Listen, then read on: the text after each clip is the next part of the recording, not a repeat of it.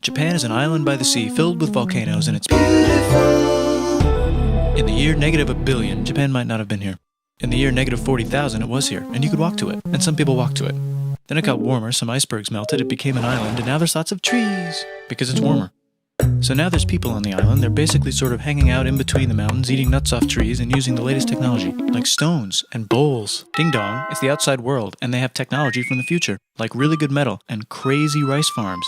Now you can make a lot of rice really, really quickly. That means if you own the farm, you own a lot of food, which is something everybody needs to survive. So that makes you king. Rice farming and rice kingdoms spread across the land, all the way to here. The most important kingdoms were here, here, here, here, here, here, and here. But this one was the most important, ruled by a heavenly superperson, or emperor for short. Knock knock, get the door, it's religion. The new prince wants everyone to try this hot new religion from Biekt. Please try this religion, he said. No, said everybody. Try it, he said. No, said everybody again, quieter this time. And so the religion was put into place, and all the rules that came with it. Then the government was taken over by another clique, and they made some reforms, like making the government govern more, and making the government more like China's government, which is a government that governs more. Hi, China, they said. Hi, said China. Can you call us something else other than said Japan. Like what, said China. How about Sunrise Land, said Japan. And they stole China's alphabet and wrote a book about themselves. And then they made lots of poetry and art and another book about themselves. Then they stopped moving the capital every time the emperor died and kept it in one place for a while, right here. And they conquered the north, finally. Get that squared away. A rich hipster named Kukai is bored with modern Buddhism, visits China, and learns a better version, which is more spiritual. Comes back, reinvents the alphabet, and causes art and literature to be great for a long time. And the royal palace turned into such a dream world of art that they really didn't give a about running the country. So if you live outside the palace, how are you supposed to protect your from criminals? Hire a samurai. Everyone started hiring samurai. Rich, important people hired samurai. Poor people who could not afford to hire samurai did not hire samurai. The samurai became organized and powerful, more powerful than the government. So they made their own military government. Here, they let the emperor still be emperor, but the shogun is actually in control. Breaking news, the Mongols have invaded China. We've invaded China, said the Mongols. Please respect us, or else we might invade you as well. Okay, said Japan. So the Mongols came over, ready for war, and died in a tornado. But they tried again, and had a nice time fighting with the Japanese, but then died in a tornado. Then the emperor overthrows the shogunate. Then the shogunate overthrows him back and moves to Kyoto and makes a new shogunate. And the emperor can still dress like an emperor if he wants, that's fine. Now there's more art. Like painting with less colors, collaborative poetry, plays, monkey fun, tea parties, gardening, architecture, flowers. It's time for who's going to be the next shogun. Usually it's the shogun's kid, but the shogun doesn't have a kid. So he tries to get his brother to quit being a monk and be the next shogun. He says okay, but then the shogun has a kid. So now who's it gonna be? Vote now on your phones. And everyone voted so hard that the palace caught on fire and burned down. The shogun actually didn't care, he was off somewhere doing poetry. And the whole country broke into pieces. Everyone is fighting with each other for local power, and it's anybody's game. Knock knock, it's Europe. No, they're not here to take over, they just want to sell like clocks, and guns, and Jesus. So that's cool, but everyone's still fighting each other for control, now with guns. And wouldn't it be nice to control the capital, which right now is puppets, with no one controlling them. This clan is ready to make a run for it, but first they have to trample this smaller clan, which is in the way. Surprise, the smaller clan wins, and the leader of that clan steals the idea of invading the capital and invades the capital. And it goes very well. He's about halfway through conquering Japan when someone who works for him kills him, and then someone else who works for him kills them, and that guy finishes conquering Japan. And then he confiscated everybody's swords, and made some rules. And now I'm going to invade Korea, and then hopefully China, he said, and failed, and also died. But before he died, he told these 5 guys to take care of his 5-year-old son until he's old enough to be the next ruler of Japan. And the 5 guys said, yeah, right, it's not going to be this kid, it's going to be one of us, because we're grown-ups. And it's probably going to be this guy, who happens to be way more rich and powerful than the others.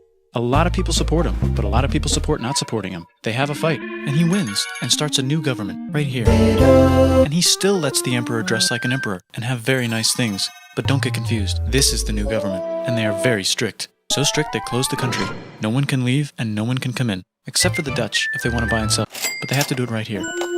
Now that the entire country was not at war with itself, the population increased a lot. Business increased, schools were built, roads were built, everyone learned to read, books were published, there was poetry, plays, sexy times, puppet shows, and Dutch studies. People started to study European science from books they bought from the Dutch. We're talking geography, skeletons, physics, chemistry, astronomy, and maybe even electricity. Over time, the economic and cultural prosperity began to gradually slow down. Knock knock. It's the United States, with huge boats, with guns. Gunboats. Open the country. Stop having it be closed, said the United States. There was really nothing they could do, so they signed a contract that lets the United States, Britain, and Russia visit Japan anytime they want. Choshu and Satsuma hated this. That sucks, they said. This sucks. And with almost very little outside help, they overthrew the shogunate and somehow made the emperor again and moved him to Edo, which they renamed Eastern Capital. They made a new government, which was a lot more Western. They made a new constitution that was pretty Western, and a military that was pretty Western. And do you know what else is Western? That's right, it's conquering stuff. So what can we conquer? Korea. They conquer Korea, taking it from its previous owner, China, and then go a little bit further. And Russia rushes in out of nowhere and says, "Stop, no, you can't take that. We were going to build a railroad through here to try to get some warm water." And Russia builds their railroad, supervised by a ton of soldiers. And then when the railroad was done, they downgraded to a ton. Did I say downgrade? I meant upgrade. And Japan says, "Can you maybe chill?" And Russia says, "How about maybe you chill?" Japan is kind of scared of Russia. You'll never guess who's also kind of scared of Russia. Great Britain. So Japan and Great Britain make an alliance together so they can be a little less scared of Russia. Feeling confident, Japan goes to war against Russia, just for a moment, and then they both get tired and stop. It's time for World War I. The world is about to have a war, because it's the 1900s and weapons are getting crazy, and all these empires are excited to try them out on each other. Meanwhile, Japan has been enjoying conquering stuff and wants more. And the next thing on their list is this part of China and lots of tiny islands. All that stuff belongs to Germany, which just had war declared on it by Britain because Britain was friends with Belgium, which was being trespassed by Germany in order to get to France to kick France's because France is friends with Russia, who was getting ready to kick Austria's because Austria was getting ready to kick Serbia's because someone from Serbia shot the leader of Austria's, or actually shot him in the head. And Britain is currently friends with Japan, so you know what that means. Duh, Japan should take the islands. Which they wanted to do anyway, so they called Britain on the telly to sort of let them know. And then they did it. And they also helped Britain a little here and there with some errands and stuff. Now the war is over, and congratulations, Japan, you technically fought in the war, which means you get to sit at the negotiating table with the big dudes, where they decided who owns what. And yes, Japan gets to keep all that stuff they stole from Germany. You also get to join the post-war mega alliance, the League of Nations, whose mission statement is to try not to take over the world.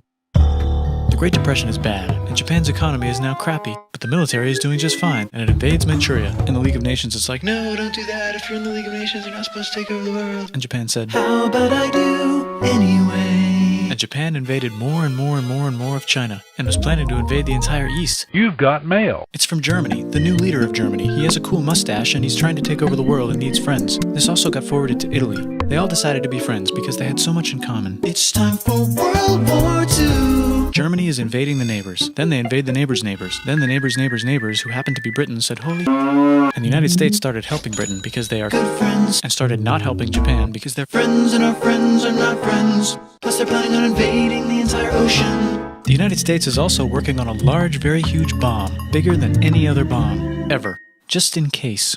But they still haven't joined the war. War looks bad on TV, and the United States is really starting to care about their image. But then Japan spits on them in Hawaii and challenges them to war. And they say yes. And then Germany, as a symbol of friendship, declares war on the United States also. So the United States goes to war in Europe, and they help the gang chase Germany back into Germany. And they also start chasing Japan back into Japan. And they haven't used the bomb yet and are curious to see if it works, so they drop it on Japan. They actually drop two.